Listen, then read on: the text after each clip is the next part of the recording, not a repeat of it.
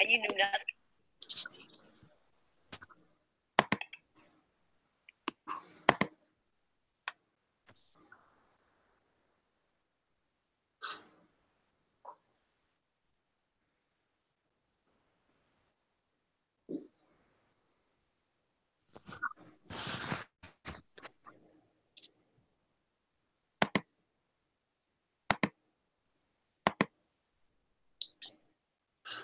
For the people online, if you could just make sure that you keep your mics muted so it doesn't interfere with background sounds. You can unmute it when there is something that you want to say.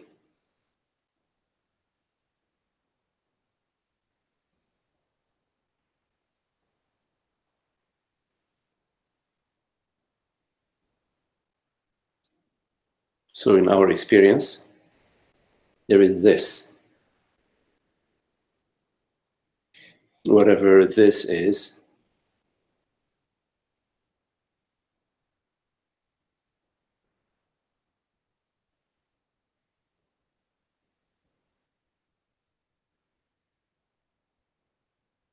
vibrations, thoughts,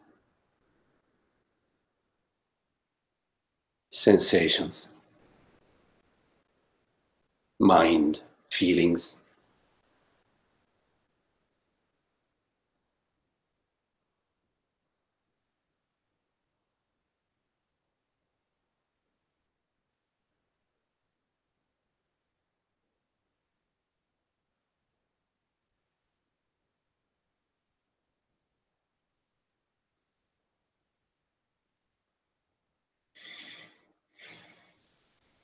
But also in our experience,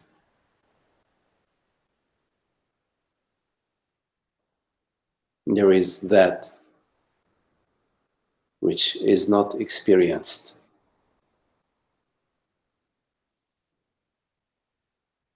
One could say there is that which experiences, or that which witnesses.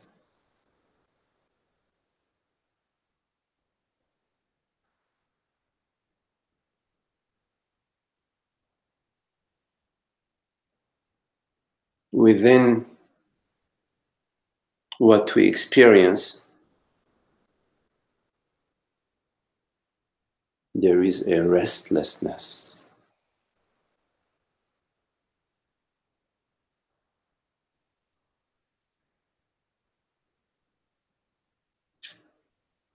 But within that which perceives all experiences,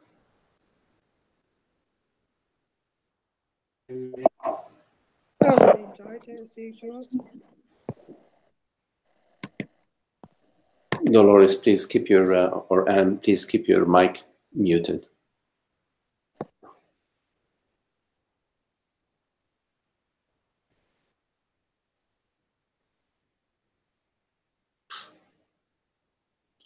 And the interest in the restlessness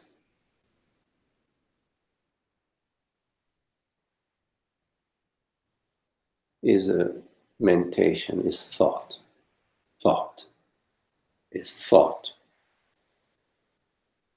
In other words, thought arises saying, do something.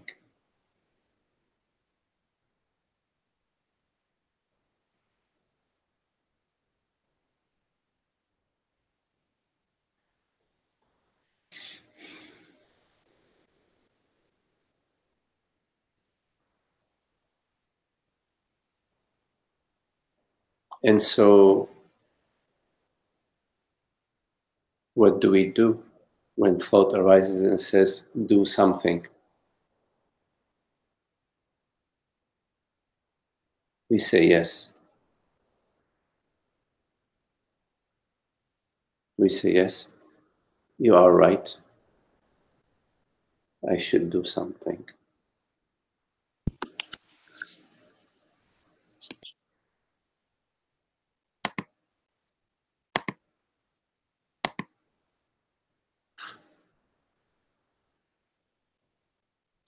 But in fact, there is nothing to do.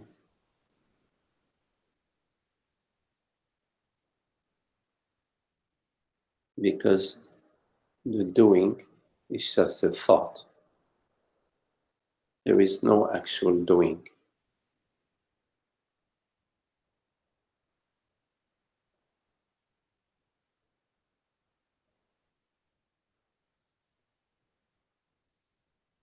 Then the question arises, well, if there is no actual doing, then what am I going to do?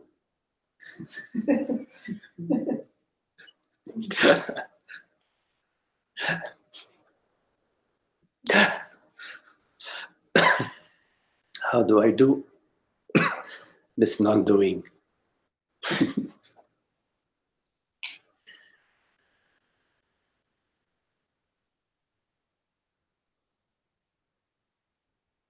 You recognize the non-doing. You recognize that which is not of thought. You recognize that which is not the product of thought. What is that? Right now in your experience. Thought and sensation. Yes, we know that.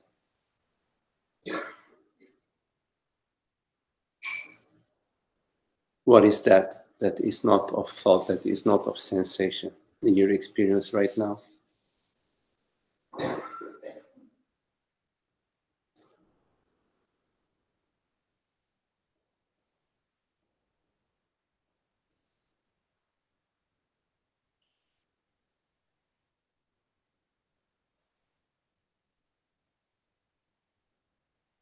We know that thought is limited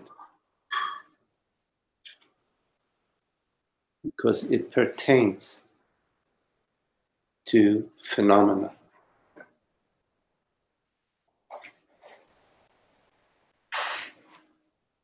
Thought pertains to forms, to objects, including me as an object. When you contemplate thought, you will always find the first object, me, and subsequent objects.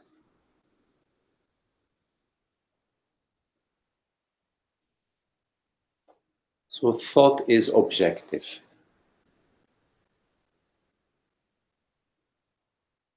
It pertains to what appears. It pertains to this and that. This and that. And me. Me is the first this.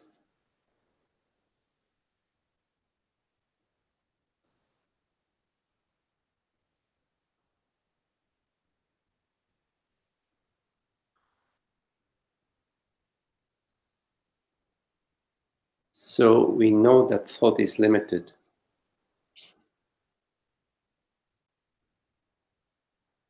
And therefore, whatever arises out of what is limited is also limited.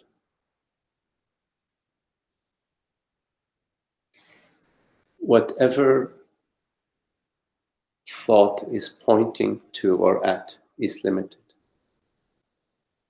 It takes you by the hand to take you to its own limitation. What it creates is what it is, which is limited. So when you follow thought, you only experience the limited. And that does not fulfill you. It may temporarily lead to a certain feeling and a certain emotion, but it will not fulfill you.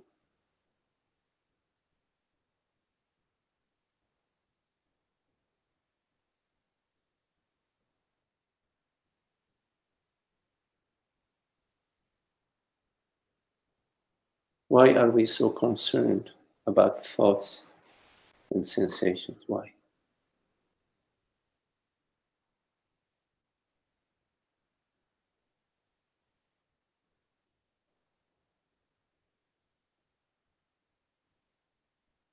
You cannot ignore thought. Why?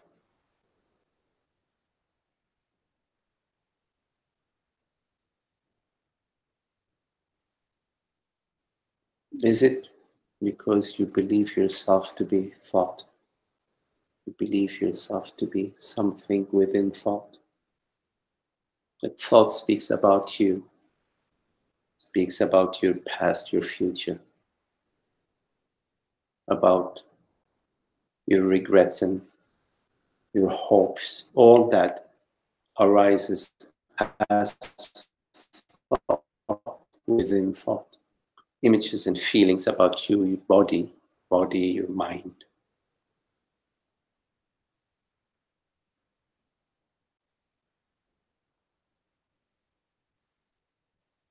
All of that arises in thought. The entire impression of you in time arises in thought. Therefore, you are a limited object within thought from the perspective of thought. You are a limited object in thought, meaning in time and space, from the perspective of thinking.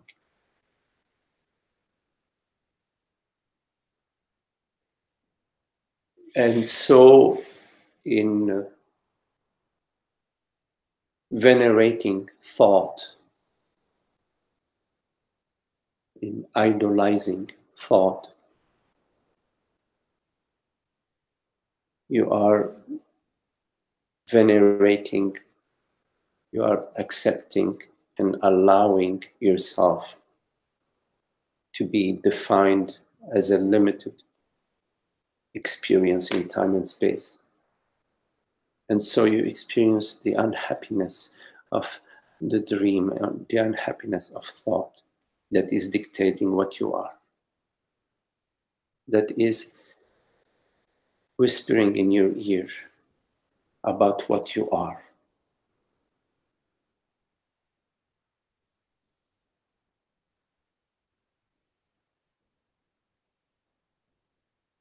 And so when you listen to thought, you are something that is being whispered in your ear.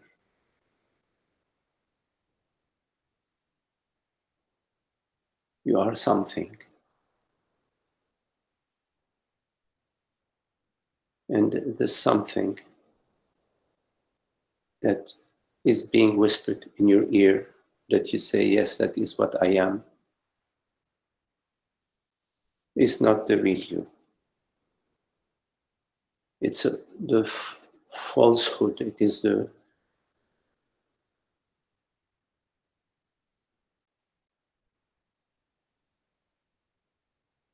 ignorance of your true self. Your true self cannot be described, cannot be spoken about, cannot be pointed at, because it is not an object.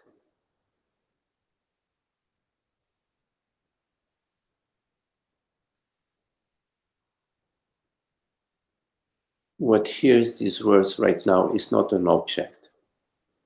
What perceives this perception right now is not an object. What appears to you, appears within you.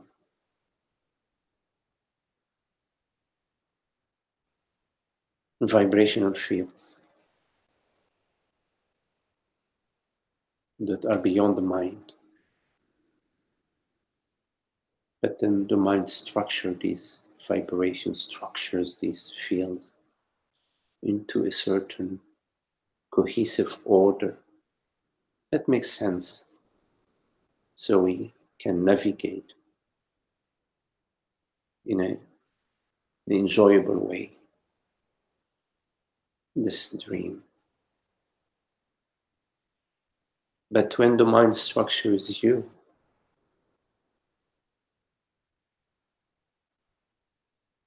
then you experience yourself as an arising in thought. And because thought is constantly shifting, you experience the turbulence and you experience the internal restlessness and unease of not knowing yourself.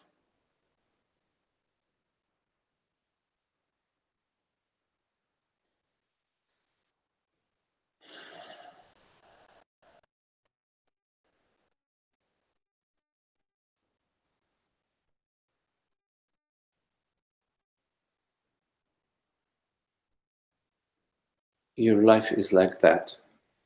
You can put it in your own words, whichever way you want, but it's like I just told you it is. That is your life. No matter which way you embellish it, that is your life.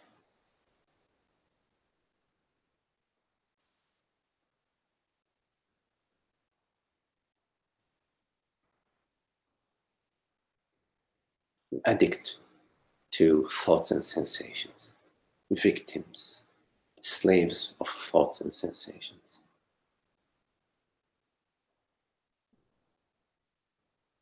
Drunkenness,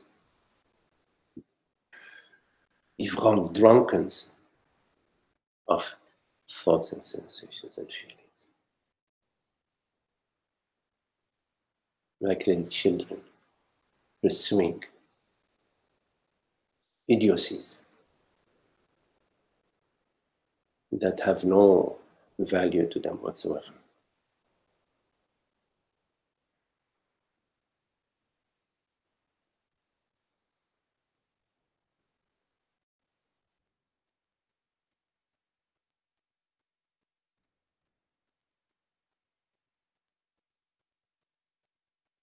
You like your images more than anything else.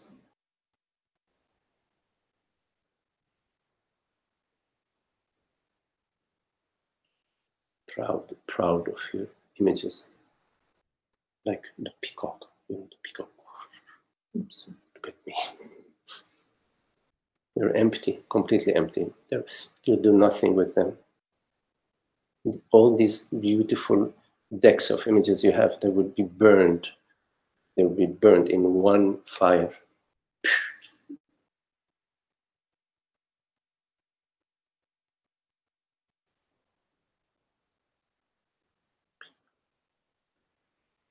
So this life is a gift from the God, and you have to be worthy of that gift.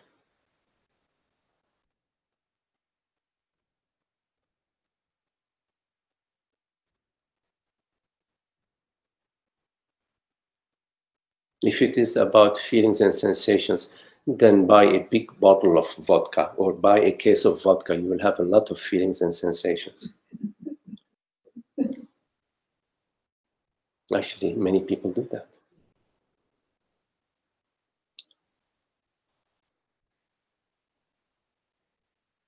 But sooner or later, they are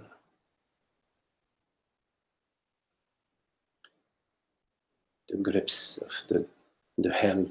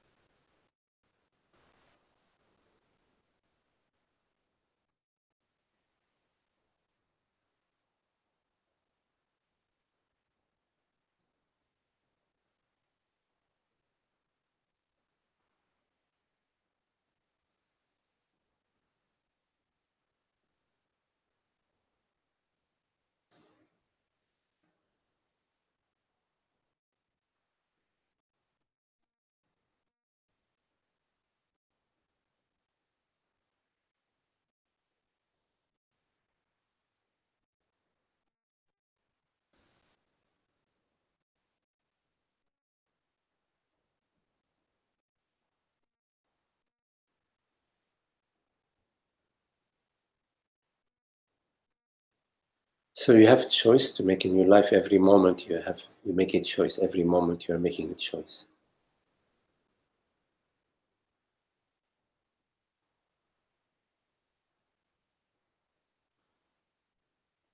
The choice between me and my story and my life and my body and my mind and my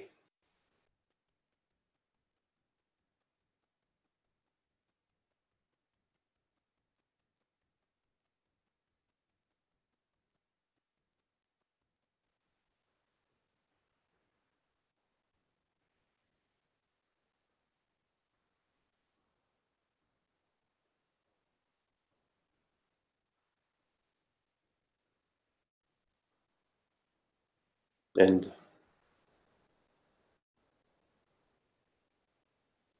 the choiceless choice.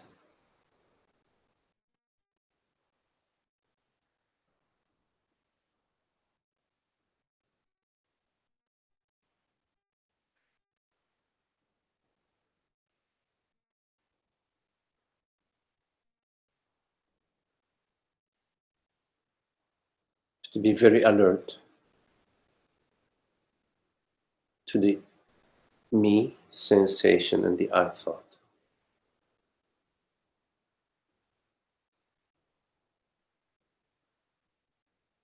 because it will drag you into the impression of time and space.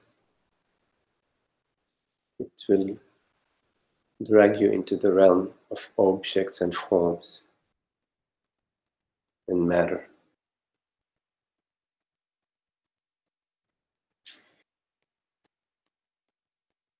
There is only one matter, and it is that which matters beyond all,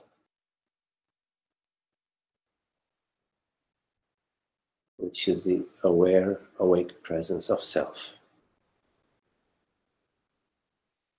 That is not matter, that has no matter.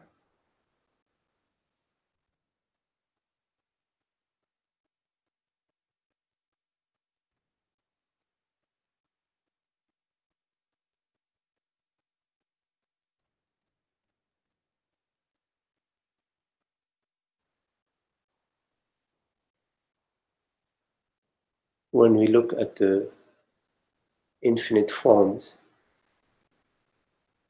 we find there is a connectivity, as if there is a cause, like when you're watching the philharmonic, the various movements of the various musicians, there is a conductor.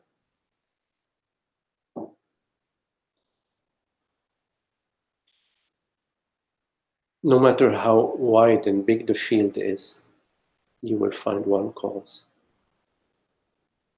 You may find 5 causes, and then between those 5 causes, you find that there are 3 causes to these 5 causes, and from the 3 causes, you will find there is one cause.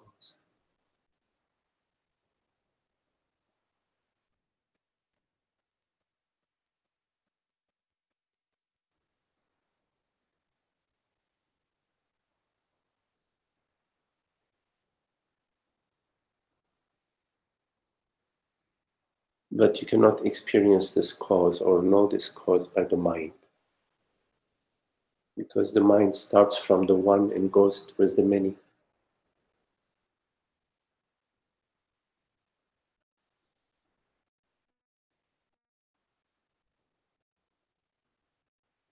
But you find the cause by realizing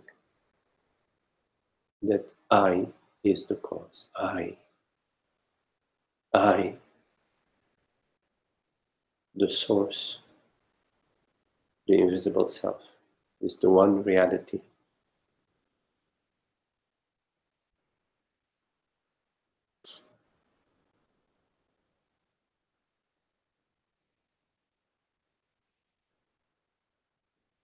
Why is it so complicated to know oneself? It should not be so complicated, right?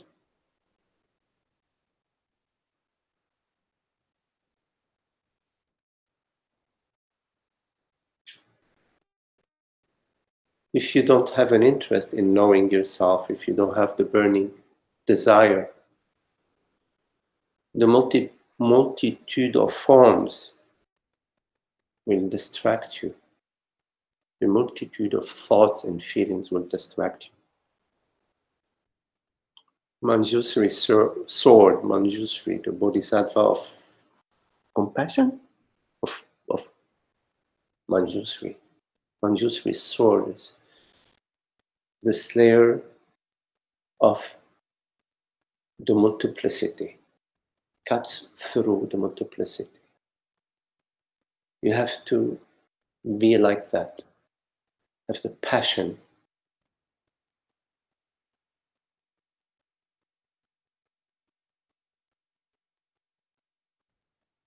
How else would you want to live?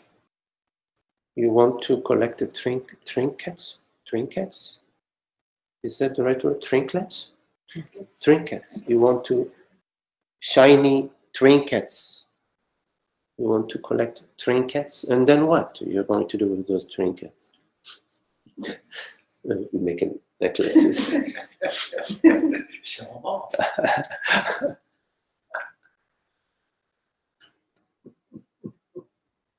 It's all passing. What is it that does not pass? What is it? What is the reality of your experience right now? Is it something that you can point to? Say it's this or that or that? No, you cannot point to it. But can you deny the reality of your experience? Can you deny it?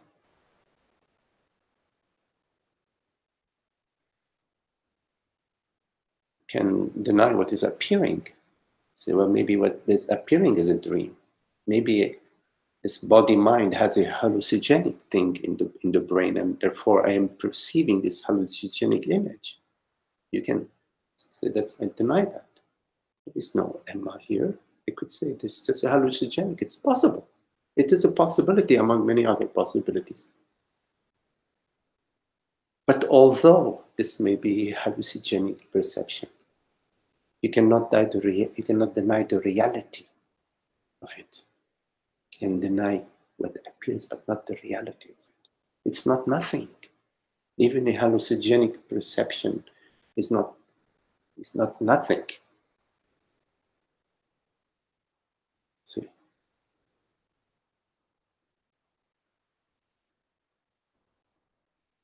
You cannot deny the I am, whatever it means. We don't need to know what it means, because knowing what it means is a thought. It means this, it means that. But we cannot deny the I am without knowing what it means. Without knowing what it means. We just can't. Yes, you cannot deny the I am, whatever it means, whatever it may mean, whatever the I am may mean.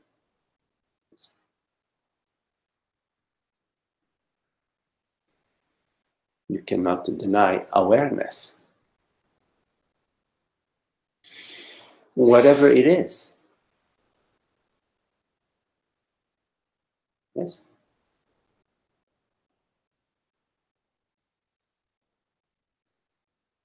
But thoughts, feelings. I was thinking this, I felt that. So many interpretations. So many interpretations. The same vibration can be interpreted in so many ways from many different points of views. Yes? The same dream can arise to you that can shock you. The same dream can arise to you and you feel, oh yeah, that's okay. And maybe it changed in body temperature by 1/8 of a degree. Who knows? It may be established scientifically that 1/8 of a degree in change in the body temperature affects your interpretation of a dream. That would be an interesting experiment for somebody who's interested in science. What is the relation between body temperature at the minutest level and feelings?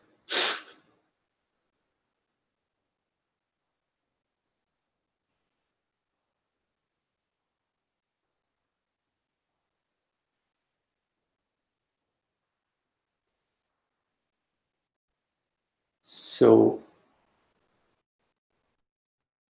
why is it so complicated to know what I am? that I am. I am. Can that be sufficient in itself? I am. Period. No adjectives, no continuation, no past, no future, just I am. Say, well, then so what? Oh yeah, I am, and so what? What next? You say, what next? Give me something to chew on. Give me something to chew on. Just give me a little bit more, not too much. Just give me just a little bit. Give me 10%, 10%. I am nice guy. It's something. But no, we're talking about just no addition, no add-on, no add-on. Yeah, but then what's going to happen to me tomorrow? What about tomorrow? Okay, I got it. I am now. What about tomorrow? What about give me tomorrow? Give me tomorrow. Give me something about tomorrow. So I say, there is no tomorrow. Tomorrow is right now. Is I am.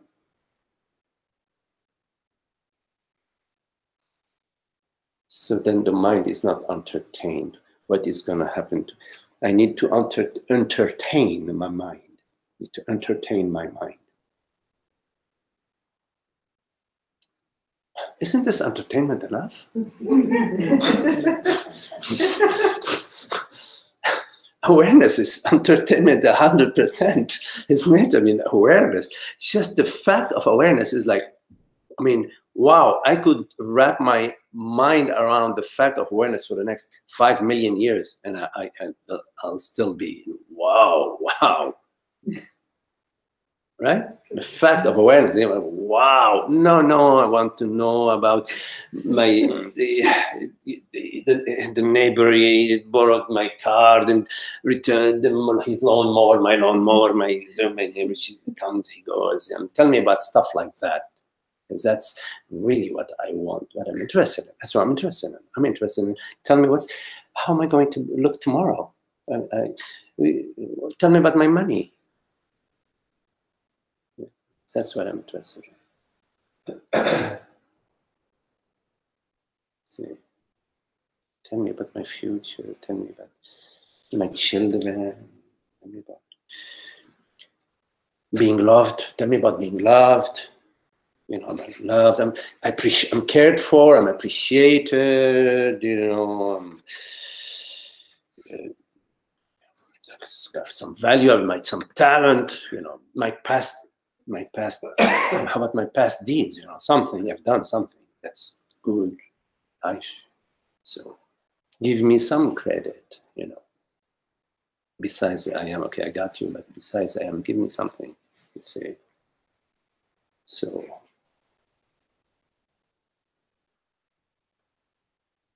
And that's what maintains the you. That's the you. That is the me. There is actually no me, but that is the me. Just what I described, that's the me. This thinking, this sort of thought, that's the me. It's the me impressions. Yesterday, tomorrow. And that's it feels like a me. It feels like a me.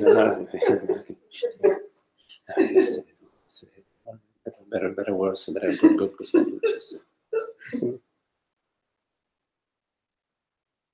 Because when you look for the me, you don't find the me. There isn't. Show me. Perceive a perception. Yes, there is a perception. Perception refers to awareness. There is a sensation. The sensation of my feet on the ground refers to awareness. Yes. What is the me in that? There is the thought that says, me. The thought refers to that knows the thought, awareness. What is the me in that? Me. It sounds like noise. It sounds like a stuck note, a note that's stuck. Like sometimes a note is stuck, You have to unplug it.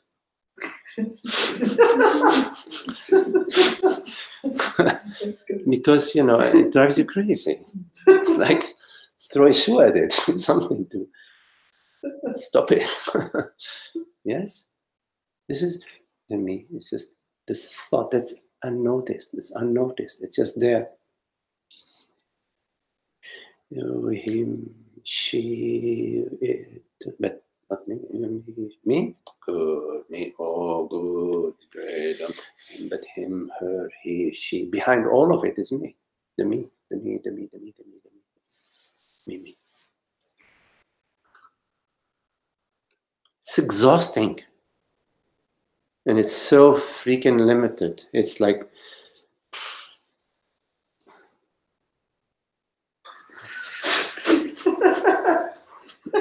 the image is arising, I should not say it. We all got it.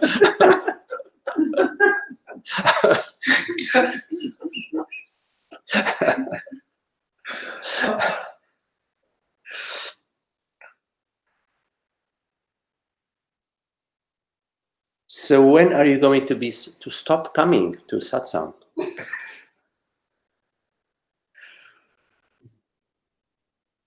So I can come to your satsang.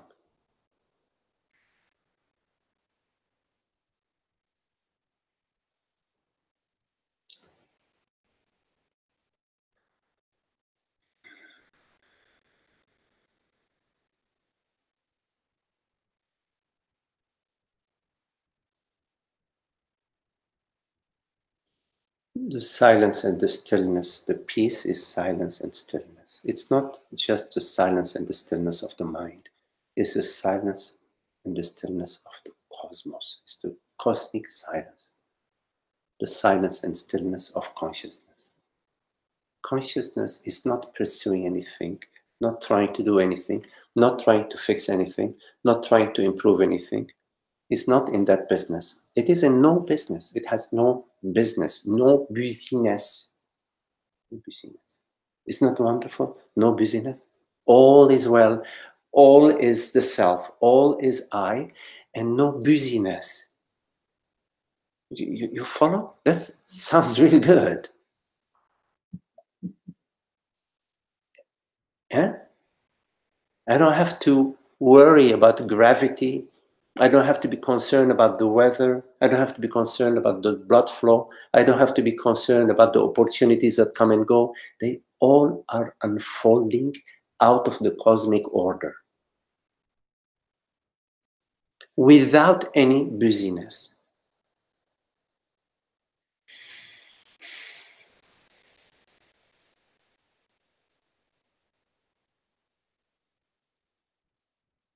The more you relax into the self, the more you relax into that which is not a movement of thought or a bodily sensation, the realm of feelings, the more you rest as being, which is being is. You don't have to discover it. Resting as being is a simple recognition of the restfulness that is. It is a recognition of the restfulness that is.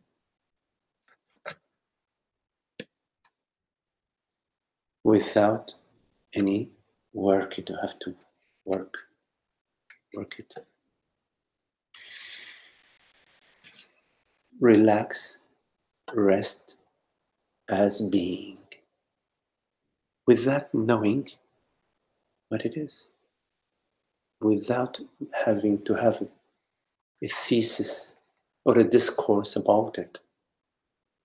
You don't need to have a thesis or a discourse about being, about life, about anything. The more transparent, the more empty the page is, the better off it is. In your relationships, in your life, in your work, in your body, in your thought, in your sleep. But before to get to that empty page, you need to notice the falsehood of the little script that's written on that page that says, I am born, and I am this and that, and I am that and this, and blah, blah. You have to notice that invisible pen that's just writing your life story. A so-called life story. I have no life story. What's a life story? What's a life story? Is it not a bundle of thoughts and bundle of feelings? I'm so proud of my life, my family, my culture. You don't know what. You don't know. I come from the pharaohs. I mean, I'm not talking about little, tribe out of, the real deal here. Real deal, the real deal. Yes. It's a story. It's empty. It's completely empty. It's completely empty. It's completely empty. And it separates, it divides you. But it's just a beautiful, very beautiful prison. Inside, you're in jail. And the walls are made out of gold. Who cares? It's jail with the walls made out of gold. Is it more difficult to break? It's more difficult to break through them. I'd rather than make them out of lead, because the lead somehow it's more malleable. You see?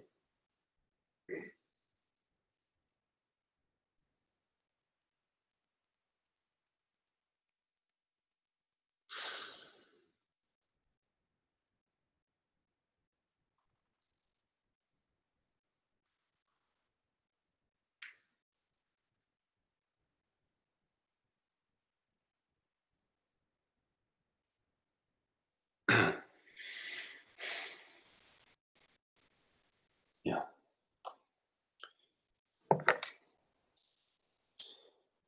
What was here?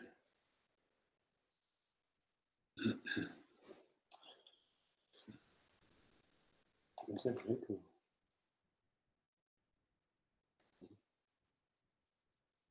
Oh, yeah, okay. So.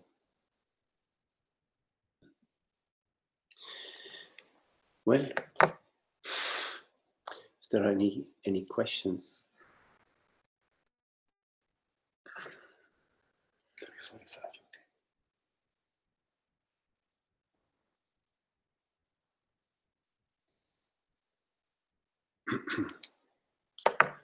Not a question. I just want to say I love the unplug the me. Mm-hmm. That's just a great picture for me.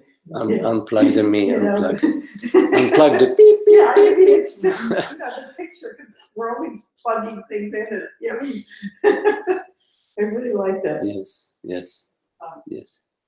Is it your impression that when we talk about story and the emotional things that underpin all that, these little themes, unworthiness or whatever, that are just kind of recurring, that basically story isn't really there at all. I mean, it's just the emotions are just going on, just a little fabricating process, and these little recurring fictions that are, amusing in some ways to explore, but all it really does is just kind of sustain these, floating emotional states, and that basically just observing the floating emotional state and not doing the story is a truer course for liberating yourself. Yeah. So the question, I'm just going to repeat the question, is because of the people here online, observing the emotional state would be much truer way of contemplation than following the story. Yeah. Yes.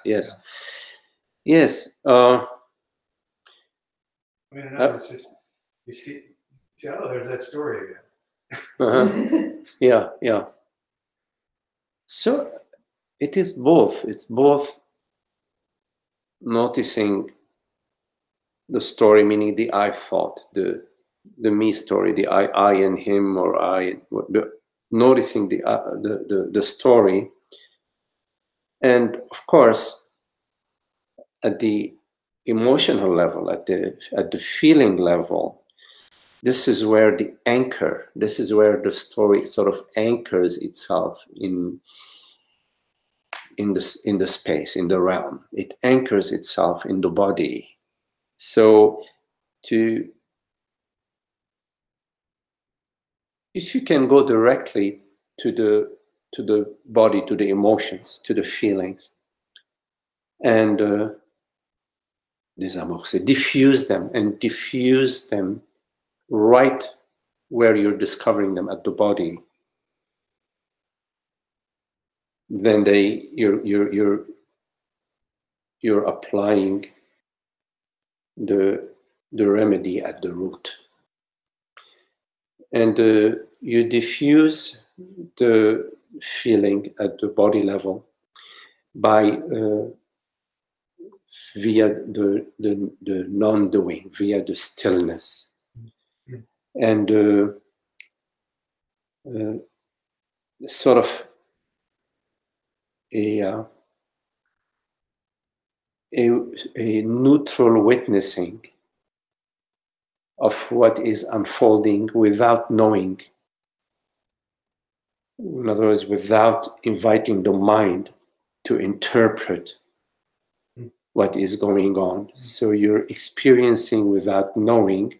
So you don't know what you're experiencing, but you are completely still as not knowing, meaning you are not still as a mind that is waiting to interpret, but you are still as this not knowing, as this silence, as this stillness in face of whatever is arising without knowing what is arising.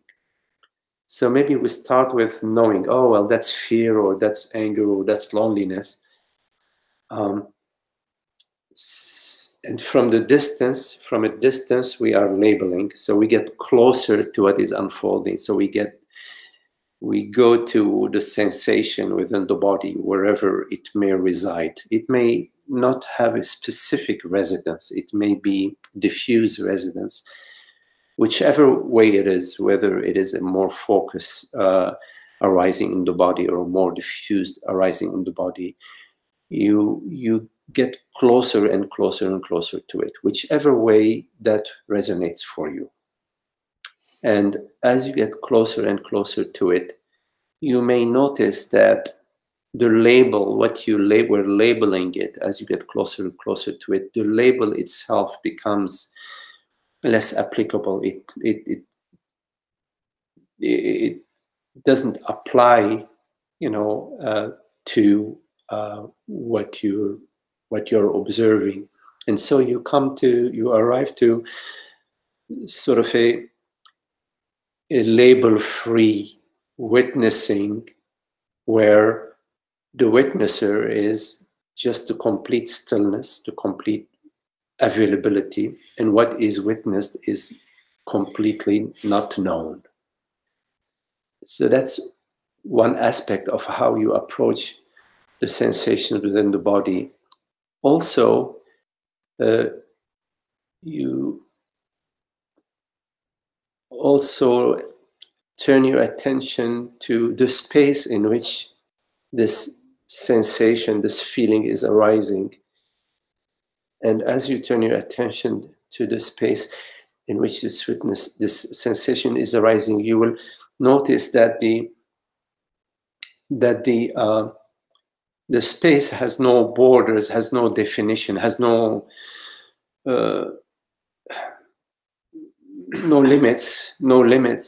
So it's an open space of a witnessing space, a borderless witnessing space.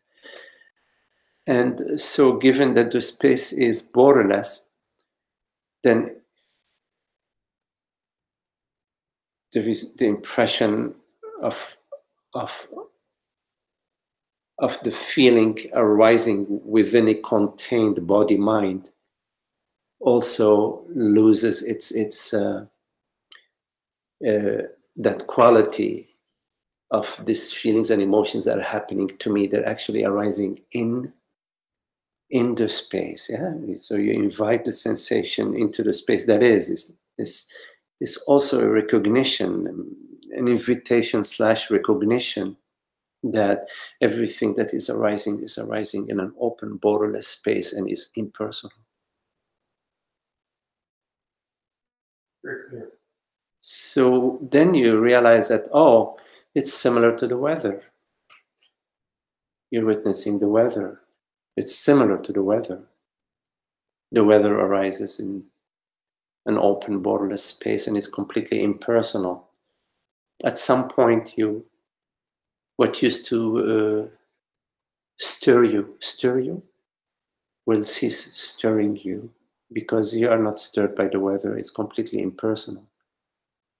In fact, there is nothing that is personal.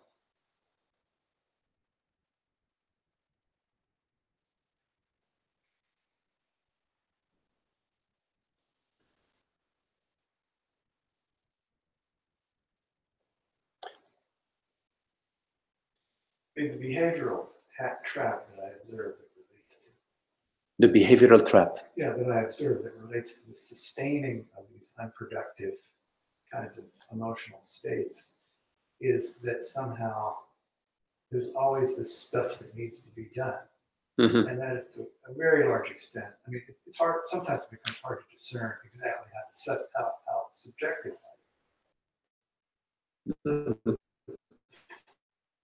You find yourself like a little stupid thing.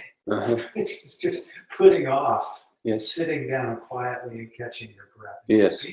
Yes. Yes. The question is about it's a societal disease. Yeah. It's not unique to me. It's a bitch. Yeah. Chasing every little thing that arises. What is it? What is chasing? You know, the whole thing of chasing, there is an object and there is a subject that is chasing an object. You know, like for example, the hyena is chasing the gazelle. You know, so there is a chased and a chaser. But in your experience, when you look at what is it that is chasing, you will only find thought. Mm-hmm. There isn't any actuality to that impression. You will find feelings and thoughts, but when you look closer at feelings and thoughts,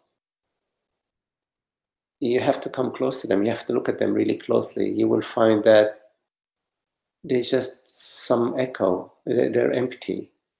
Yes, empty. But yet they have a hold on you. They seem to have a hold on you because you are standing from a distance. You're taking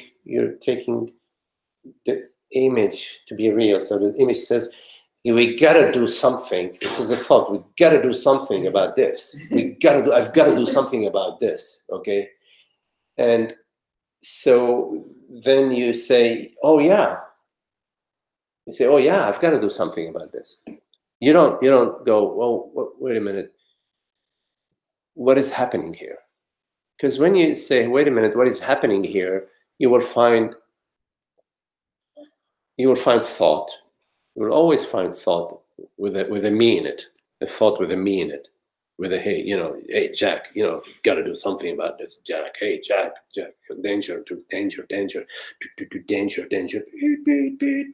danger. Is you will find danger. Danger to whom? To me. Danger to me. Jack, danger, Jack, danger. It's just beeping so loud that you can't see through it. It's danger, danger.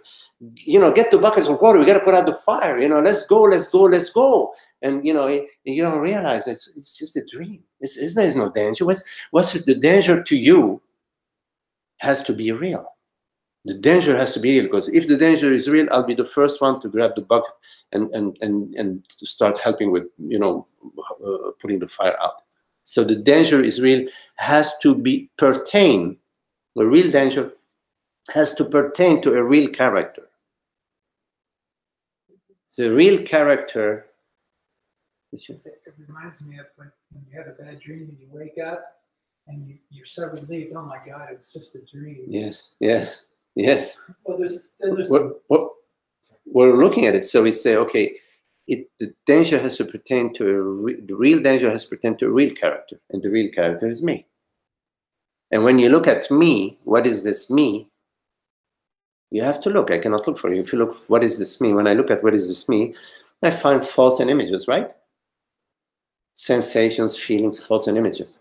So this me is a bundle of a huge bundle, a very beautiful bundle with a beautiful ribbon, golden ribbon, with sprinkles, whatever, of thoughts and feelings and emotions and memories, right? Right? The most fundamental way that what I see the imbalance is when the mind starts supplying all these little extra things that you could be doing. I mean, it's like that's really cutting out. Take a deep breath. And that really says to me, okay, I don't want to do this. Right. Because the mind is always telling you about, hey, there is a danger, you need to do something. Okay? They say, okay, you can do that. Well, that didn't work. You need to do that now. Oh, shit, that didn't work too. Let's try this. Yes, until you're going, holy cow, how am I going to get out of this? you call the neighbors, the family, you want everybody to help you, and you're still dealing with. You got to do something. You got to solve the problem. See, you got to solve the problem. And we're talking here actually about solving a problem because we love. I mean, it's a no-brainer. We love to be problem-free. So in a way, we're talking about solving problems, right? Right? This is what we're talking about. And I'm saying there is no problem. No, so I mean, there's no problem. Yeah, there's no problem because that is experiencing the problem is imagined. Okay. Well, nice words. I'm feeling like, crap, and you're telling me, well, I'm sorry. Yeah, okay. I'm not stopping there. I'll talk with you about your feelings and your emotions. I have no problem with that. But can you also be open to the possibility that you just keep perceiving yourself as a bundle of images and bundles of feelings? You're allowing yourself to be defined by thoughts and feelings. I'm sorry, I have to say that. I love you. I'd love to, have a big smile on your face. But I have to tell you that. I mean, it's not such a bitter pill. Is it a bitter pill? It's not, is it? It's a simple thing. Don't live with honoring, bowing every day to your images and the thoughts that arise to you. They arise to you. Therefore, you, whatever that you is, whatever that I is not subject to what is arising. What is arising is subject to you. The images are subject to the screen. The screen is not subject to the images. If there is a fire in the images, the screen is not going to burn.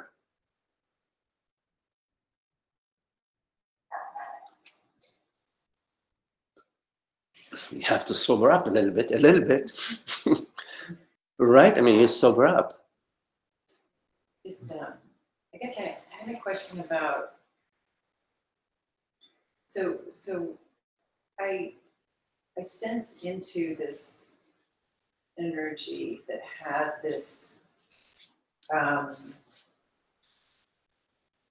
ecstatic quality to it. And that seems more real than, the me story. Mm-hmm. And I'm trying to sort of lean into that and let go. But I'm wondering if you have any suggestions or thoughts about. That's very beautiful. No, that quality, that ecstatic quality of being, is not a result of the mind. Is not an experience. Yeah, it's not an experience. It is, you could say, the perfume of being, the perfume of the self, the universal perfume of the self. As you get close to the orchard, to the orange orchard, you start to smell the orange, the perfume of the orange in the space. Yes. So this quality, this happy, free, peaceful, restful, free.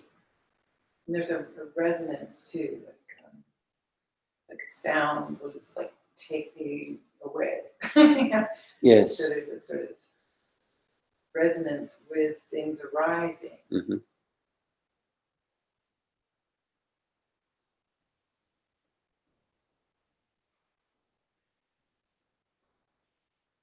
Okay, yes.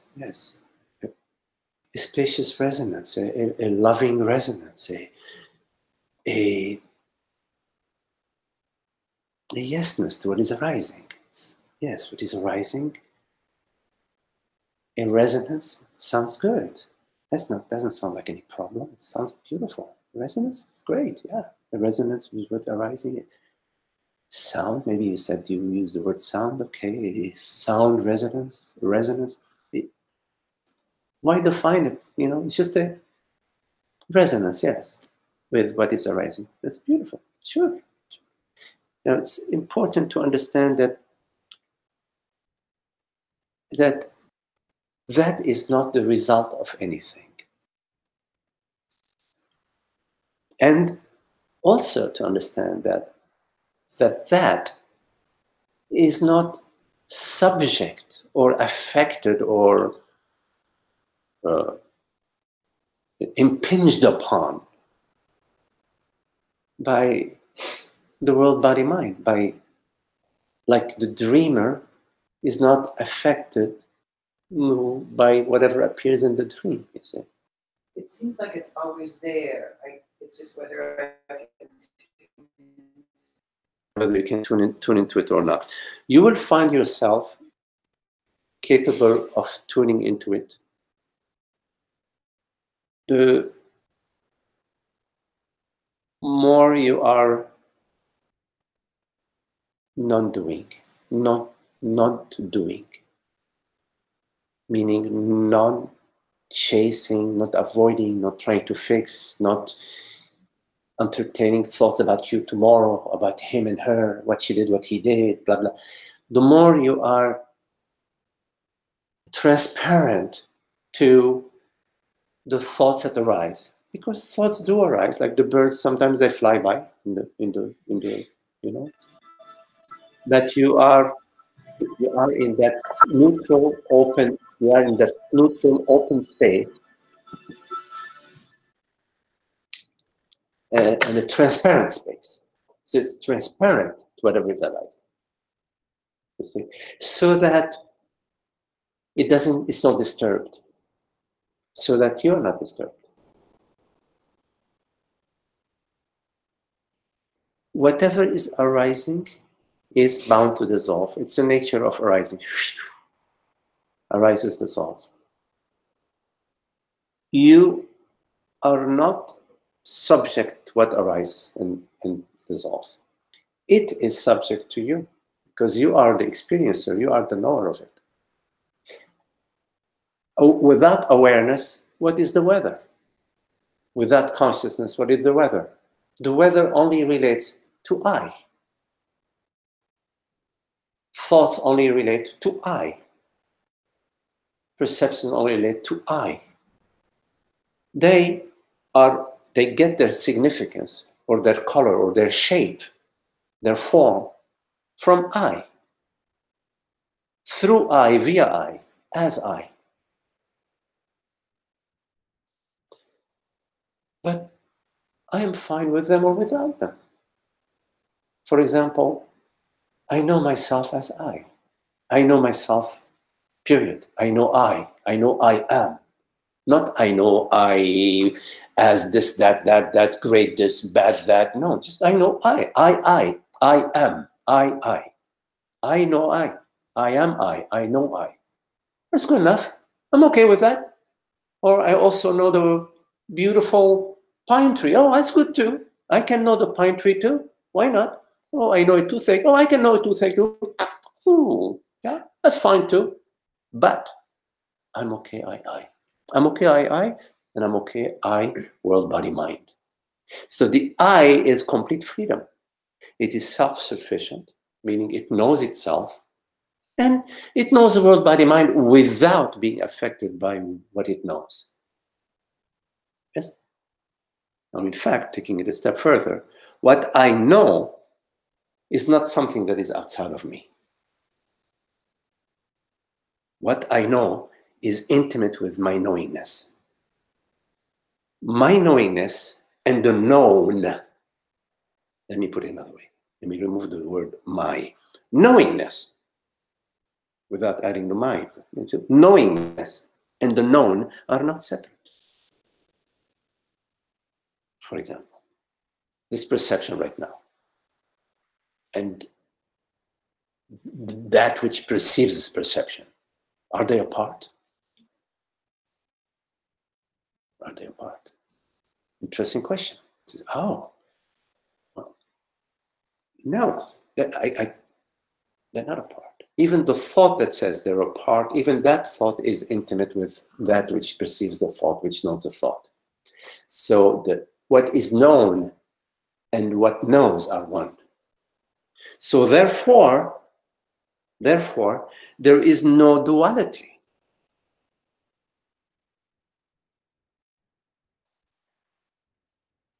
Right? So I'm actually conceiving, creating, perceiving, and dissolving It's a great circle. moment by moment. Or not. Or not. Not. But the key thing is there is no duality. There's no separation. Nothing outside of yourself. Try to find something outside of yourself.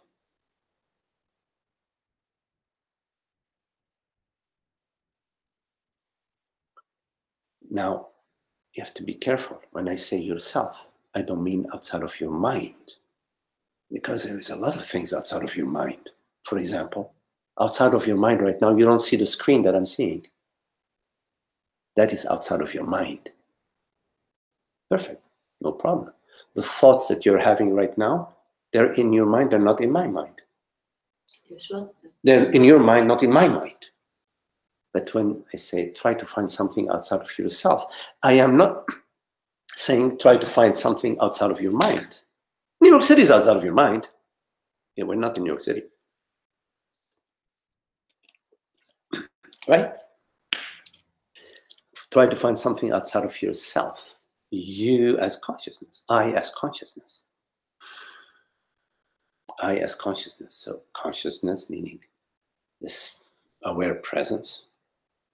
Try to find something. And you can only find it in your direct experience.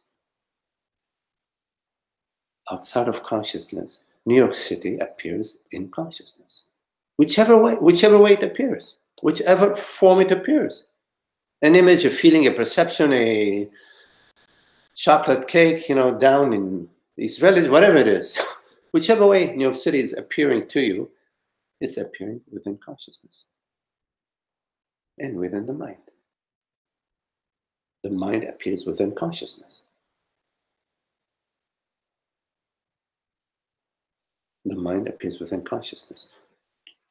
The knowingness of any perception, the perception is particular. Your perception and my perception are different right now, meaning the mind perception. You're looking this way, I'm perceiving this way. You're perceiving a darker sweater, I'm perceiving a red shirt. So that's fine. What's appearing in your mind and my mind are different, but they're both appearing in consciousness. To I, they're appearing as I. Now, you say, well, my eye is different from your eye. Is this interesting to you guys? And I forgot there was a question. You may say, there's a question. There's a question. You may say your eye is different than my eye, right? You say your eye is different from my eye. But prove it. Well, I feel this way. Okay, well, the feeling is arising to I. The feeling cannot know. The feeling is known. Well, I think this way. Well, the thought is known. It cannot know. Anyways, that would be your contemplation. That there are infinite minds. There is only one consciousness. Yes, you can ponder about it. Any questions? You have anything? Or like you can also do. Oh. Just note for the online. Yes. Online. You can hear me online? Let me see. Yes, I assume you can hear me, yes? Yeah, that's right. Okay. So if there are any questions online or here, you're welcome.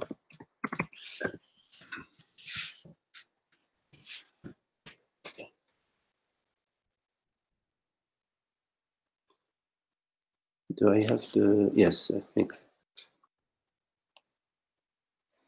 Okay. So if there are any questions online, People are welcome to pose their questions or any questions here.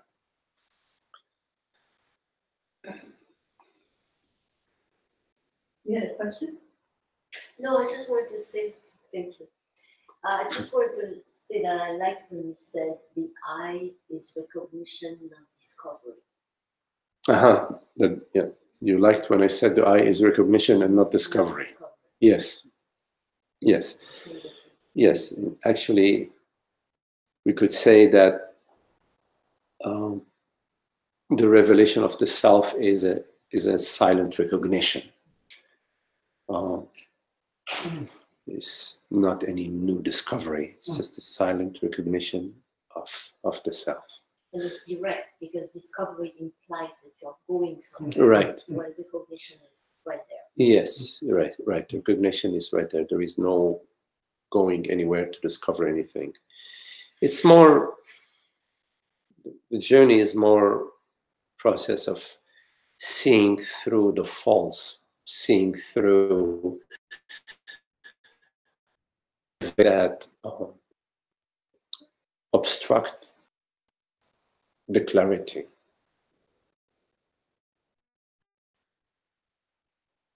It's a dropping of the veil. You find like the mind becoming more and more transparent, the body becoming more and more transparent. It's clarity, wisdom starts to flow through you, which is wisdom is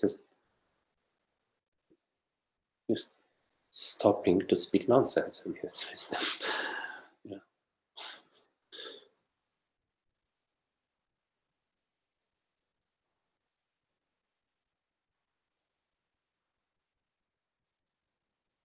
We are all wizards in potential. Playing hide. We are all wizards in potential. Yes. Playing hide and seek with ourselves. We're pretty good at it. You're not fooling me.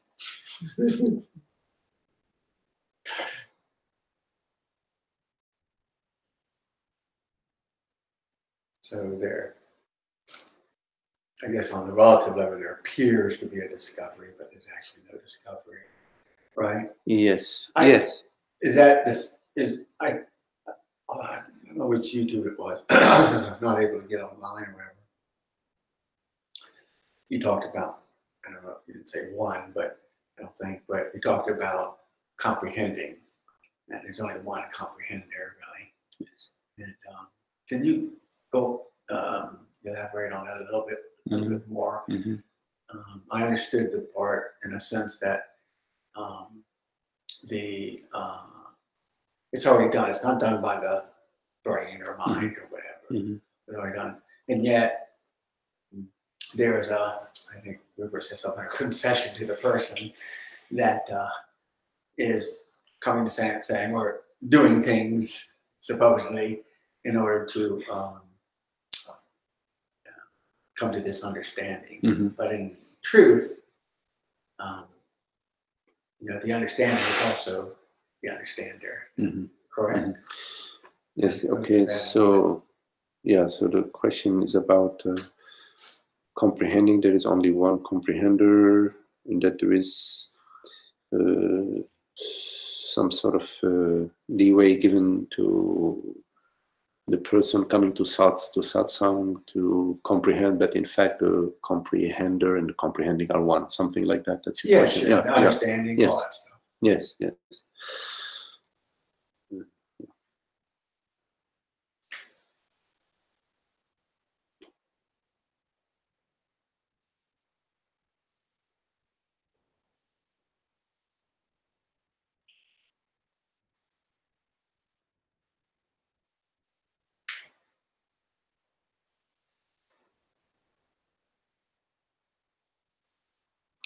So you could say that, comprehension or comprehending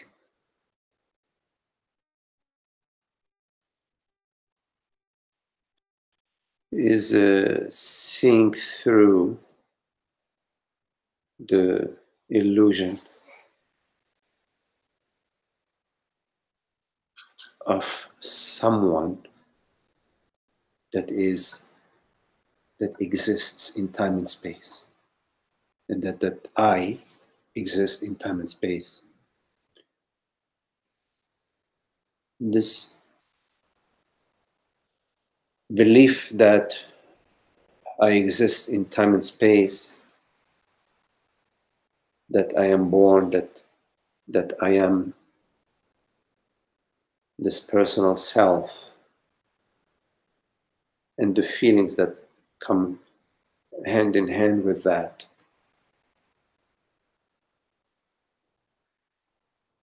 they sort of, it's as if they hijack,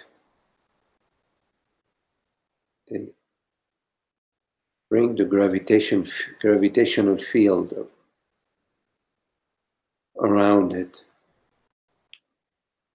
And our experience is of a personal comprehender or non-comprehender, of a personal self that is on a journey, the journey to awakening. But in fact, because this impression is just a mentation and sensation, and that the reality of all mentations and sensation is not the mentation and sensation itself, is consciousness. So in fact, this experience we are having is sort of a dream experience. And the comprehension that is, meaning self-knowingness, is already there. But somehow we can't celebrate it because for the time being,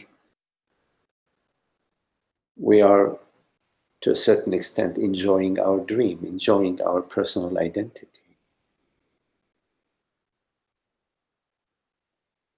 And so in comprehension, there is the dying or the dissolving of the comprehender, but in fact, the personal self, who we say is the comprehender, how we usually refer to the personal self, is illusion. So there is really no comprehender, but yet you cannot say that there is no comprehension, because within the self there is self-knowingness. So there is self-knowingness within the self, but it doesn't belong to a separate comprehender or a separate knower. But within the knowingness itself, the knower of the knowingness is the knowingness itself. So it's a knowingness that knows it knows. Yes, the knowingness knows. It isn't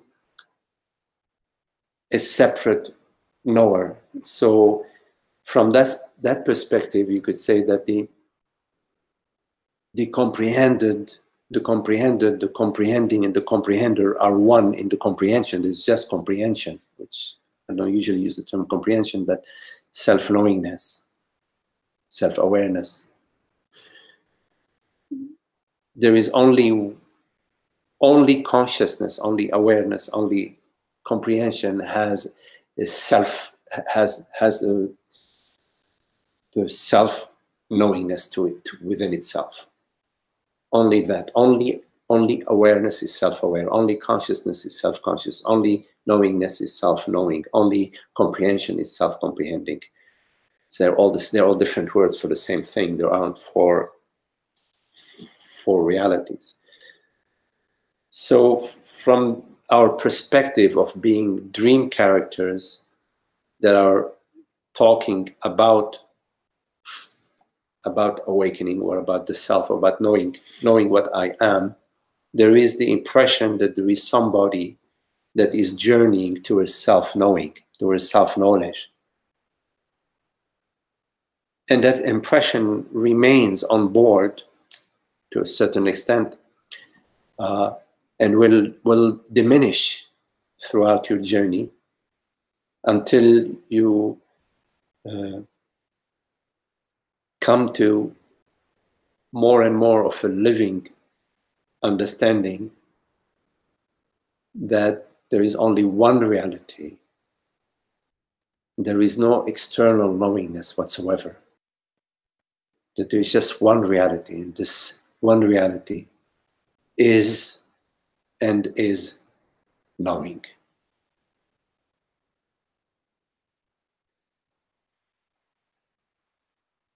And as you come to that understanding, to that living understanding, the impression of being a seeker or a traveler or a truth lover, whatever it is, dissolves in that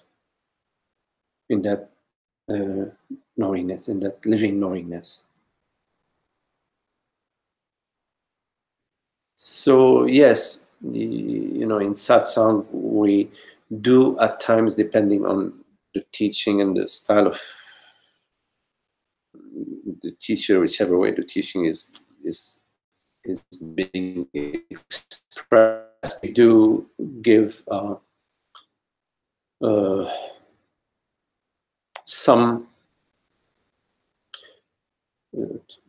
temporary recognition to the seeker, to the truth lover, as a concession. We enter the dream to speak dream language to the dream character, but in that dream language there is the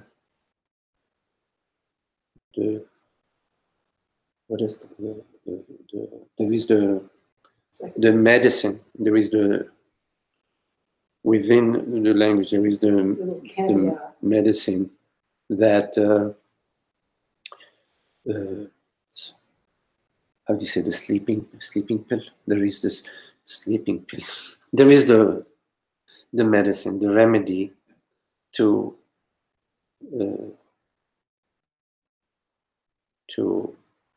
bring some clarity. In fact, as you were saying, we don't bring the clarity already is. It's not a discovery. It is a recognition. But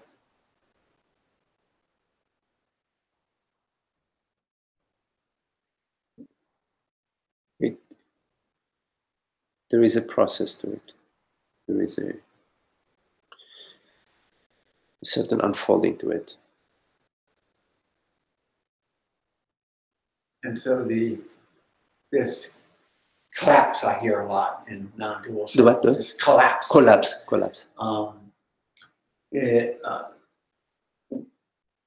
What? I don't like the word collapse too much, but it's okay. You know, I don't think I use the word collapse. Maybe I do. I don't know.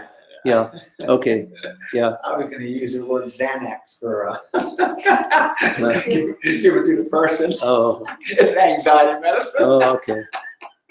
No, it's more than that. You know, you have to cure, not just to dull to relax. Yeah, you know, yeah. So that's nothing. But on this, I think one thing that again seems to be seen is the idea that all the so-called other, like you have the witness, then novice, and you start out with that phase, whatever. But it is seen also that all is one.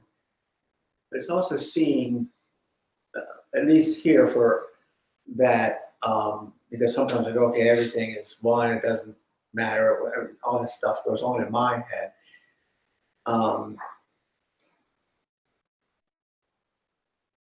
I think one thing that gets seen that's been has propelled this person in some way is the idea that all the objects, all the thinking, all the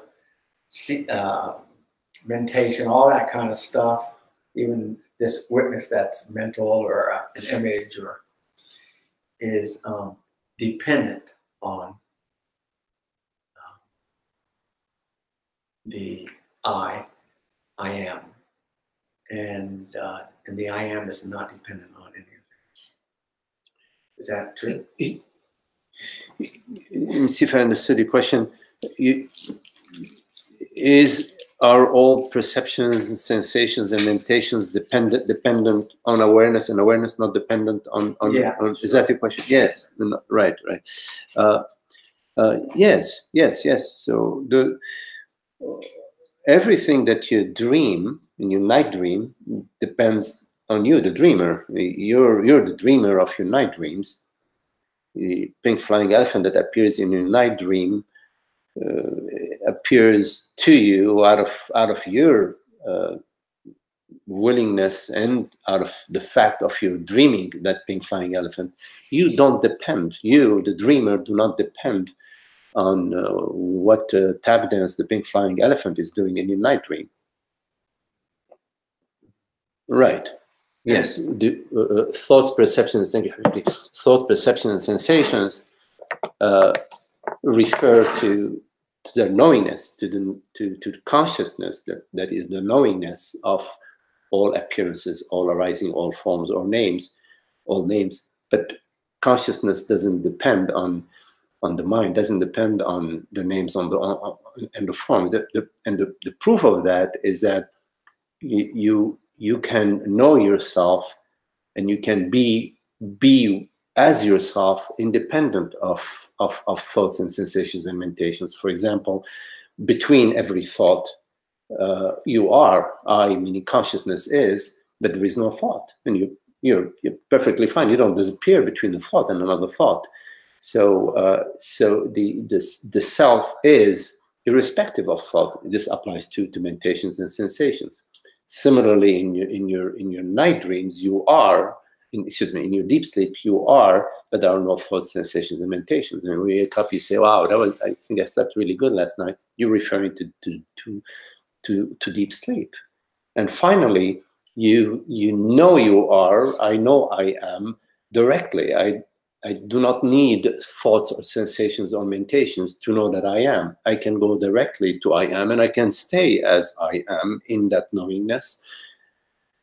That's an experience. Well, that's a knowingness. I would not call it an experience. That's self-knowingness that has no thoughts, sensations, or meditations in it. So this, if you consider what I just shared with you, that would be good ground for you to understand that, yes, thoughts, sensations, and perceptions depend on the knowingness. Knowingness does not depend on anything. I can consistently see that the all these thoughts, sensations,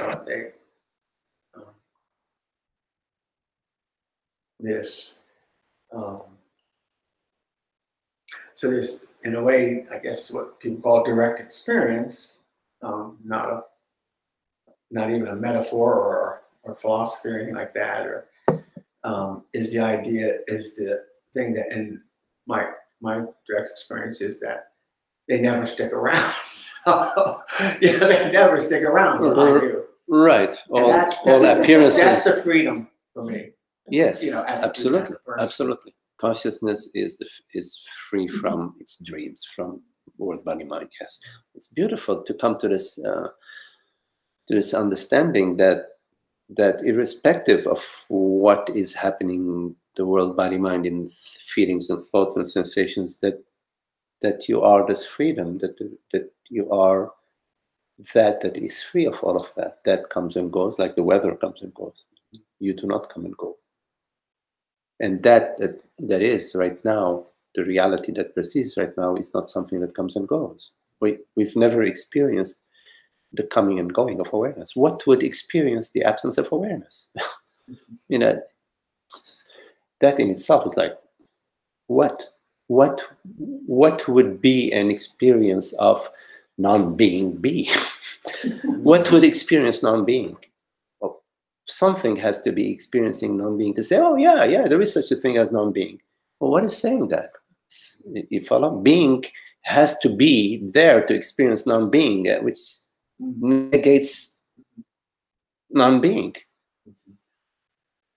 So the I is well, when we're talking about the I, we're talking about the eternity. It's really non-verbal. I mean, it's really at some point it goes beyond words. So the words are bringing their approximations. They're coming to the edge of as far as it can be expressed in this body form. That there is an absolute quality to reality. It's absolute, meaning there is none other. There is nothing beyond that, or nothing opposed to that, or nothing that stands apart from that can even point to it or say anything about it. It's completely non-dual. Truth is non-dual. Reality is non-dual. That's Advaita.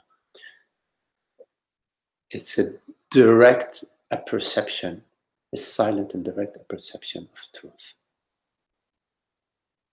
And in that,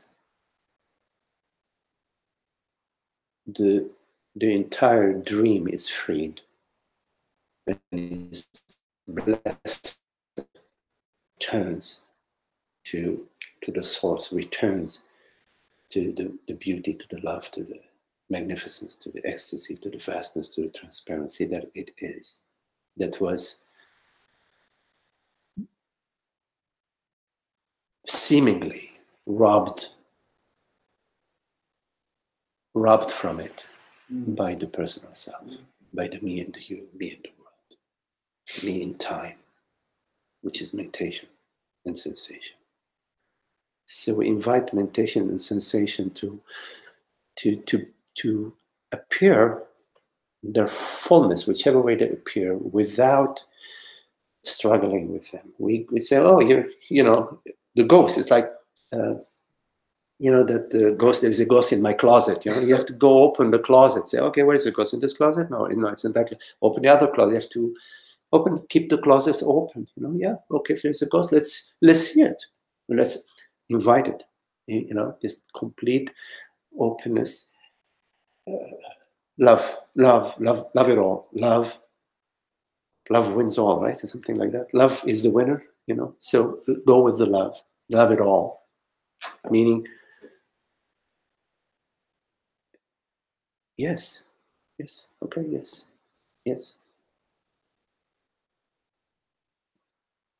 Let's see. Yes, I'm willing. I'm here. Yeah, I'm willing. It's time to face it. I'll face myself, whichever way myself appears. Not a problem. I have no prejudice. Whichever way myself appears, boom, I'm facing it. Yes, facing it, not mean like, facing it with a, no, I'm facing it meaning I'm open to it. Like the boogeyman under the bed. When you're a child, you're afraid that hands are going to come out and grab you under the bed. It's like saying, okay, whatever, I'm ready, you're there. I didn't have these sort of things when I was a young boy, but my mom had this lady that worked in our house, and she would tell me stories about the bobo, and I was like, boy, it scared the heck out of me. I didn't have these thoughts, but they planted them in my. You tried to plan. Yeah, they did.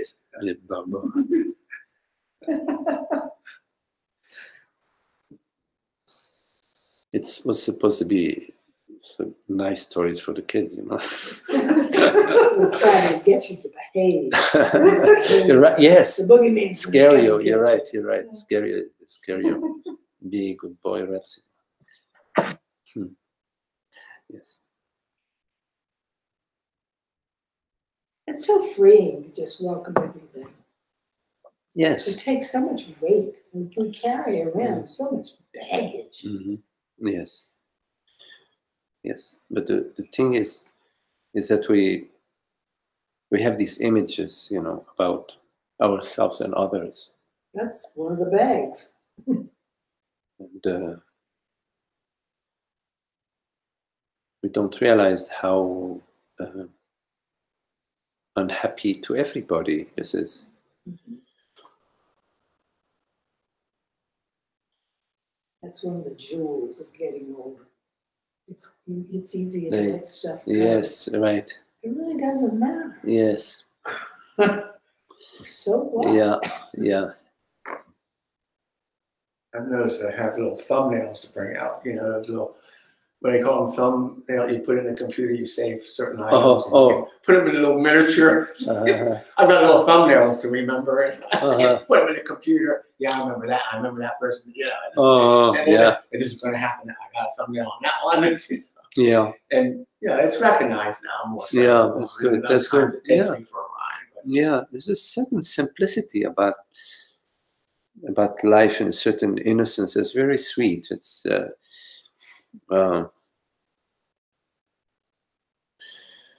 you know, image free and allowing the flow to come through you, whichever way it's manifesting, you know. It's a sweetness in the releasing of just letting it be what it is. Yes. Yes. Any questions online? Okay. Are you checking those screens? Yes. Yes. Loud and clear. Okay, Ida. Okay. Interesting. That's right. Okay.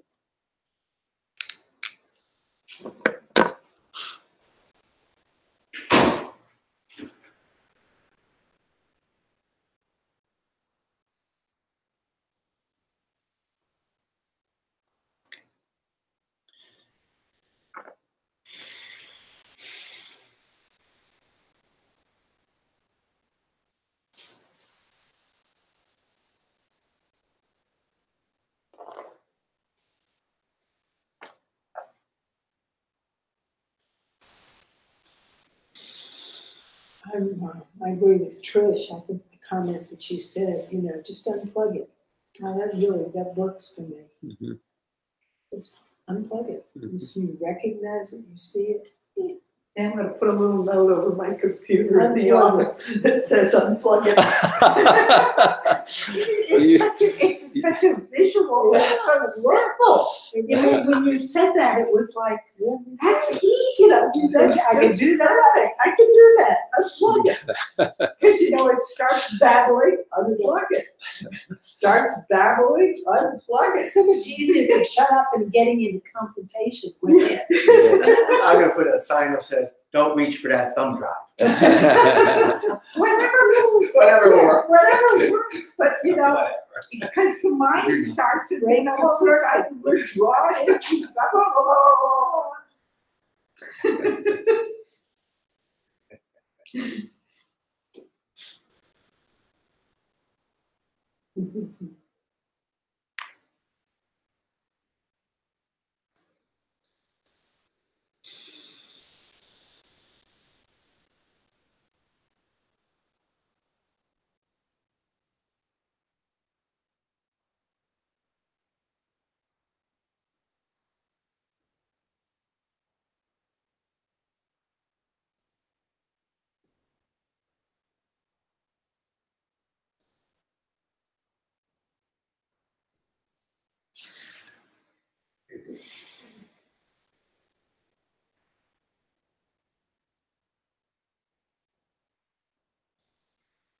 Is courage involved in this process, or is courage just something that the mind uses to have something to push up against? Mm-hmm.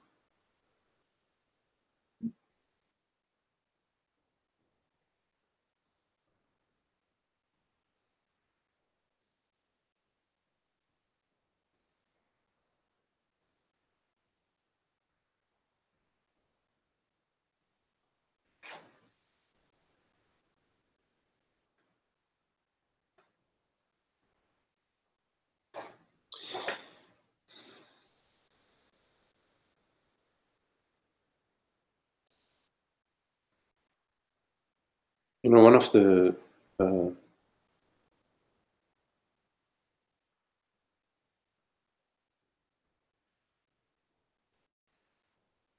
emotions that gets triggered in the inquiry is fear of losing one's mind, fear of death, fear of the emptiness. There are images that arise and they trigger these contractions, these emotions.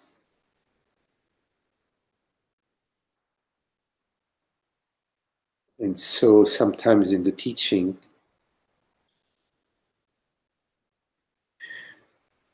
well, you know, what's very beautiful in the teaching is that you are with a friend who is telling you, don't worry, he's telling you, take the jump, and you are there in their presence, you recognize the well-being that is, the peace that is. And so because these emotions get triggered, and of course, like mind emotions in the body, of course, you know, is response.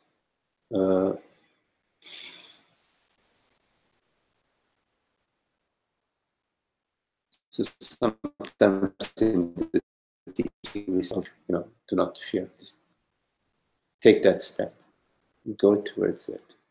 There is a tremendous fear, sometimes it seems that it's just going to kill you. But yet, you're encouraged to just open yourself up to it. Go there, say, die. If there is a dying to be done, let it be, die.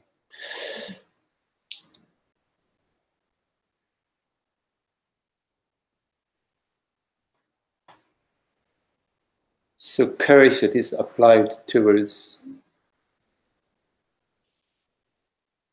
truth.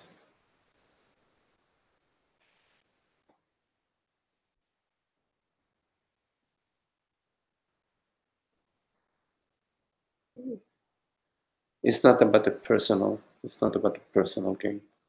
Because really you're being asked to jump over the cliff.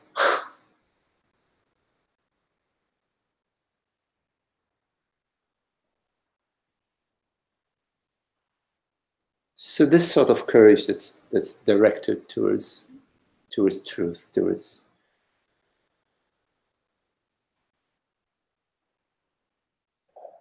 our love, our true love, our only love, which is there is only one love, really. There aren't many loves.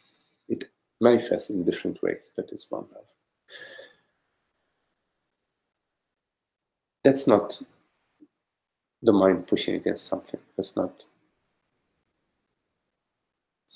It's something really genuine and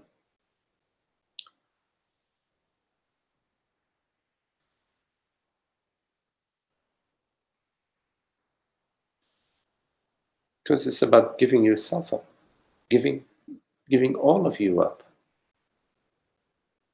not holding back, holding on to some parts of all of it. Whatever it is that you perceive, give it up. Whatever it is that is perceived, to give up.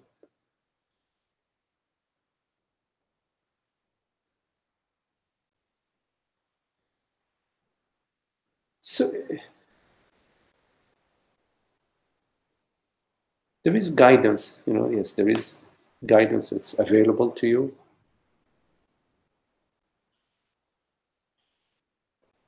But at some point in your journey,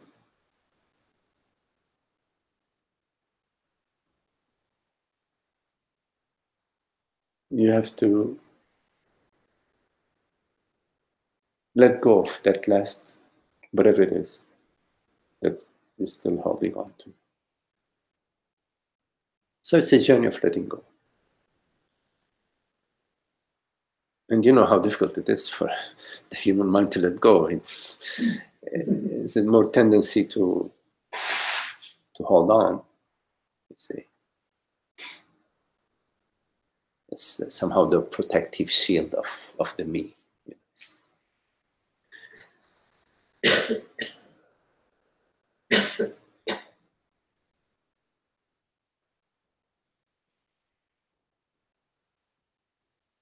So I would say this sort of courage and the love, it's a courage that has love in it, and love is not personal. It's universal.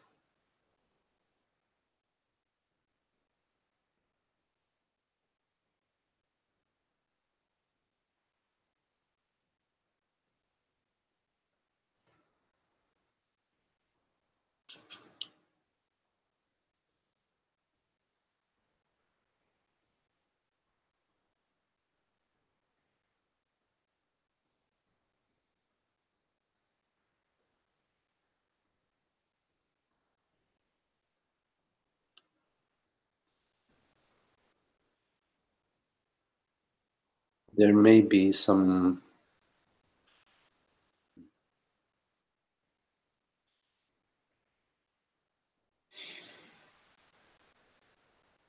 like a last fort that we hold on to, you know. We may not even know it. And, it may be just torn out of our hands. It's grace.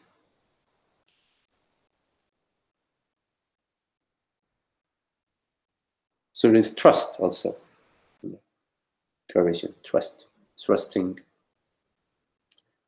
the Buddha, Dharma, and Sangha, trusting the path, trusting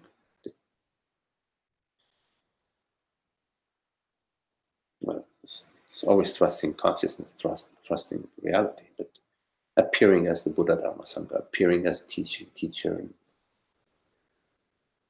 truth lover friends in the path.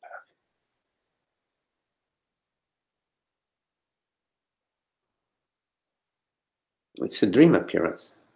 So the Buddha, Dharma, Sangha are dream appearances. But they're dream appearances that are pointing towards beyond, towards that is not a dream.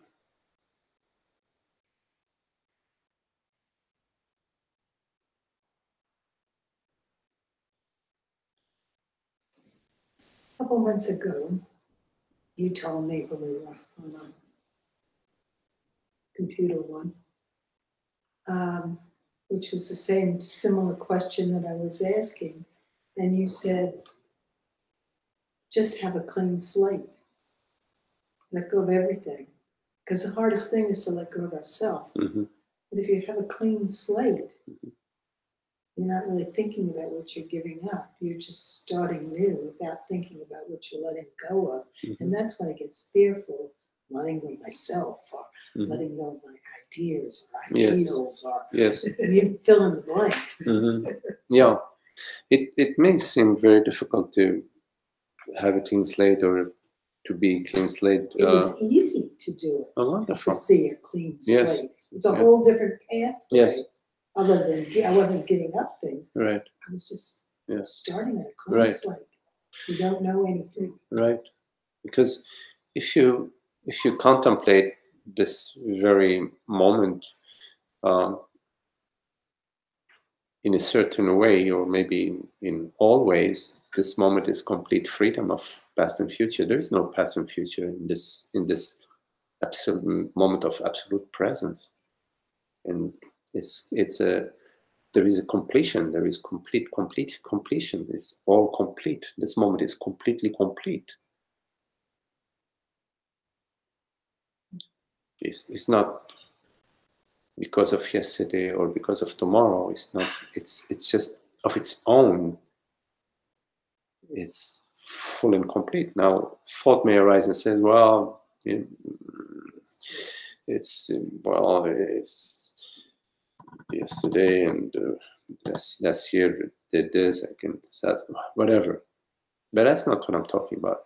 Thought may arise, of course, but besides thought arising, this moment, is it not complete freshness and complete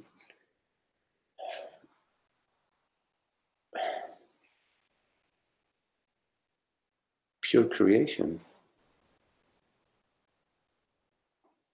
complete wholeness.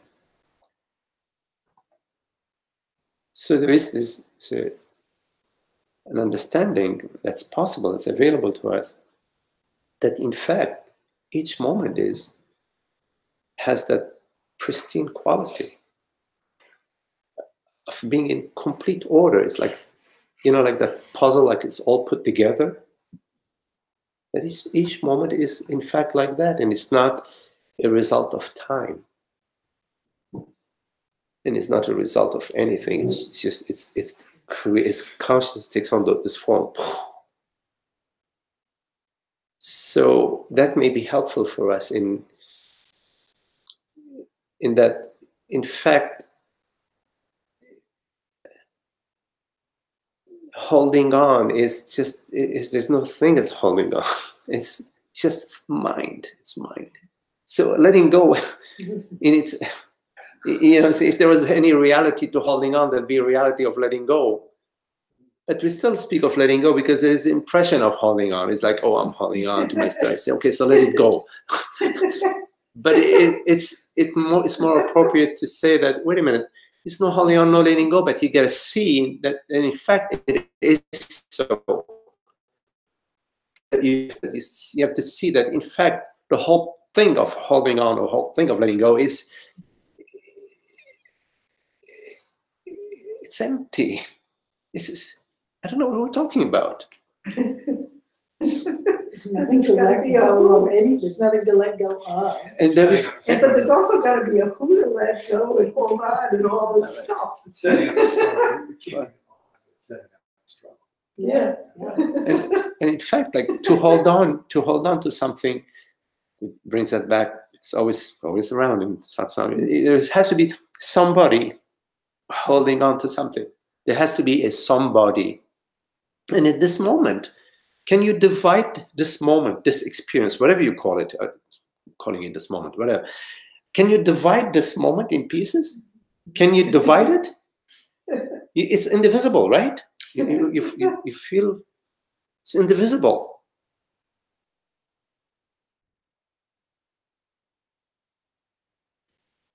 So how can we divide it? In me and you. How can I say, oh, well, me and you? In this moment, there is no me, no you. There are no words in this moment. There is nothing. And everything. It's not, this moment is not something that somebody can step out of it and say something about it. Right? So if you can step out of it, then you're it. What part, where do you start and where do you end? Right here in this moment. Where do you start? Where do you end? Do you start over here? Do you end over there? Do you start over here and end over there? Do you start over here and end over here? Where do you start? Where do you end? Really, ask yourself this question. You will find that you don't start anywhere. You don't end anywhere. There isn't a starting point or ending point. So what are we talking about when we say me and you? There has to be some sort of starting point and ending point to something. Okay, we could say there is a starting point, ending point to this cup, but that's just language. Still, this cup isn't outside of anything. Is this cup outside of this? Of whatever this is? And I don't know what this is. Yeah. I'm not talking voodoo stuff. We all understand that. We all know that. We really all know that. But somehow, we forget, maybe? We choose to forget? We're here because we want what a fill in the blank, that life, we know that life is non-dual. Yes. And so every time we look at something like that, what I ask myself is, well, that means it's dual. If you stand out and look at something, or you have something before or after. So just that simple question throws me back into the knowledge of non-duality. Yes. So then we can live with this understanding, because I know that it's the tendency we go back to our old habits. I understand, but also we can live as best as we can with this understanding, meaning thou are I, you are myself. I mean, in the most intimate sense.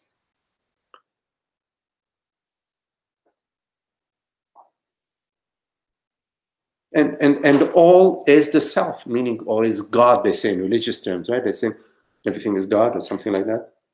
All is the self, all is consciousness. So when you're hating somebody, you're hating yourself. When you're fearing somebody, you're fearing yourself. When you're hurting somebody, you're hurting yourself. When you're lying to somebody, you're lying to yourself. Blah, blah, blah, blah, blah. All this is true. So you have to take that perspective in your life. Live that way. When you're disrespectful to somebody, you're disrespectful to yourself. You're judging somebody. You're judging yourself. When you're judging yourself, you're judging everybody.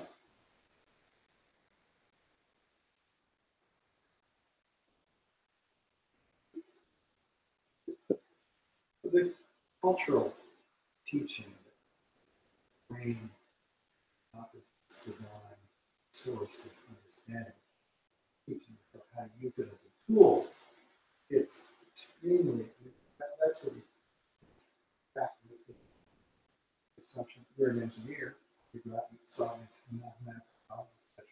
It's not about contemplation particularly, but you understand it's a tool that you want to use. Yes. So you coexist as an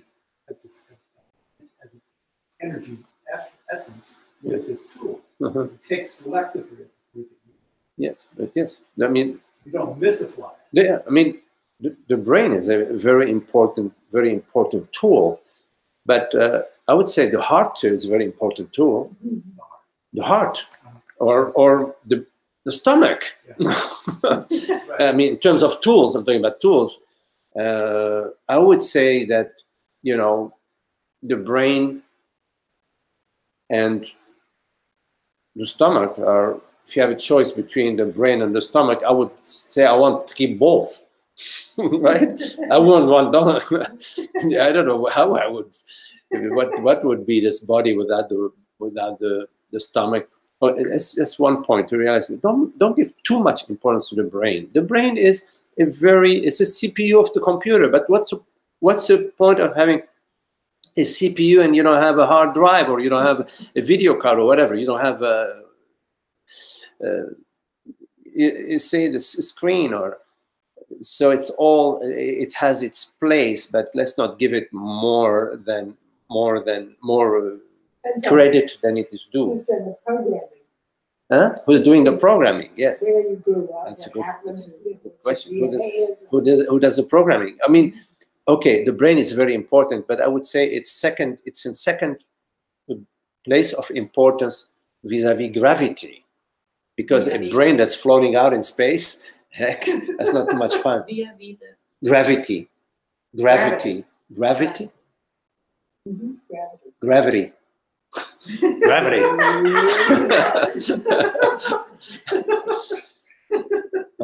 But no, coming back to what you were saying, Jack, that yes, the brain is a very we use it for so many, you know, things in creating, in the arts and in the expression, and it's a very but the main aspect in consciousness of ignorance is to believe that consciousness resides in the brain.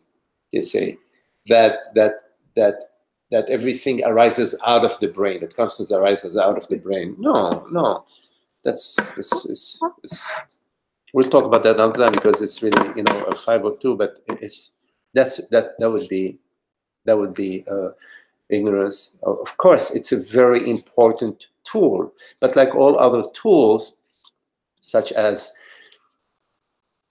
you know, they just landed on the Mars. What's the name of the? They just landed on Mars. That's amazing tool, but it's a tool that's very intricate, that is at the service of the people who launched it. You know, so the whole NASA team is using this tool. It's a perfect tool, but it is not what is perceiving. It is just functioning. It has some functions, very intricate functions, But it is not what perceives. It is not what knows. It is not the brain that knows.